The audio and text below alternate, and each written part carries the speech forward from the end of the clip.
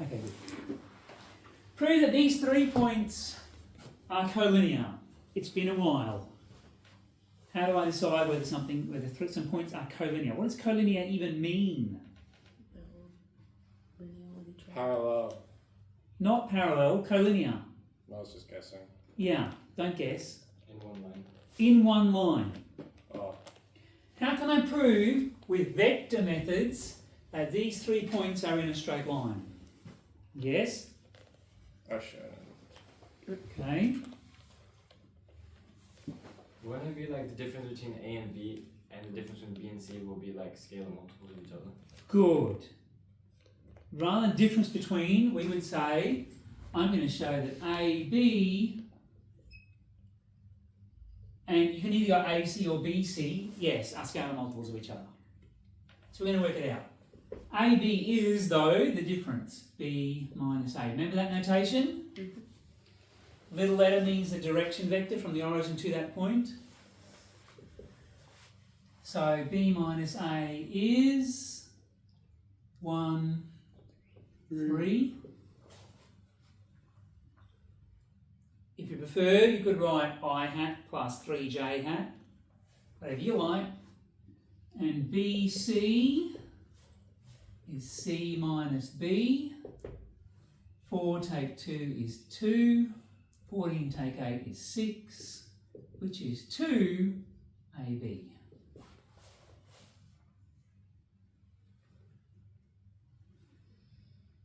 So this one is a scalar multiple of this one. That means they must be in line.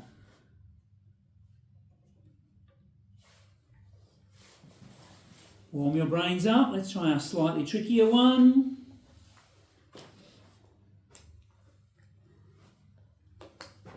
Here's a triangle.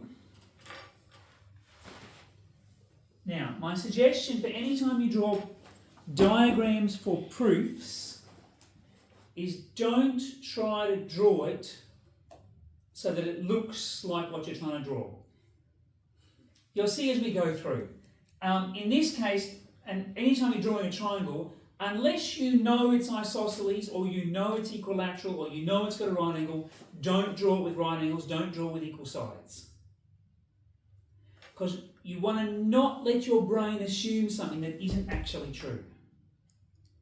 You want to force your brain to prove everything. So I'm going to go A, B, C. Which way are they going? Okay, A, B, C. And I'm going to get the midpoints of these two sides. Notice I'm deliberately trying to draw it so they don't look too close to parallel. That's actually what I'm going to try and get you to prove. D and E, so this is midpoint, and that's the midpoint. Do you remember these kinds of markings? Grade 7 maths was a long time ago. And you need to prove that DE is parallel to AC.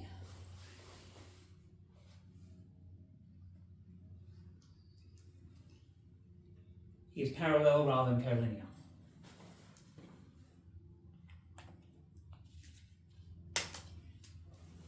In fact, I'm going to make it more. And DE, the length of DE is half the length of AC.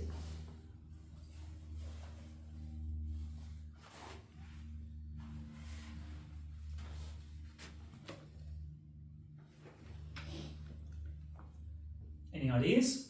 Dot product. Why would you think dot product, Ben? Are you just calling out random vector things you know? Yeah. Not helpful. Problem solved. Think about it. Look at this. I'm going to prove a direction and a length. So actually, I could prove this in a single statement with vectors, right? That's the same as saying DE, the vector, is half AC, the vector.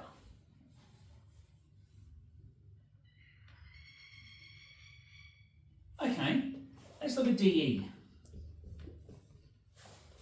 To get from D to E, I could go via B. DB plus BE.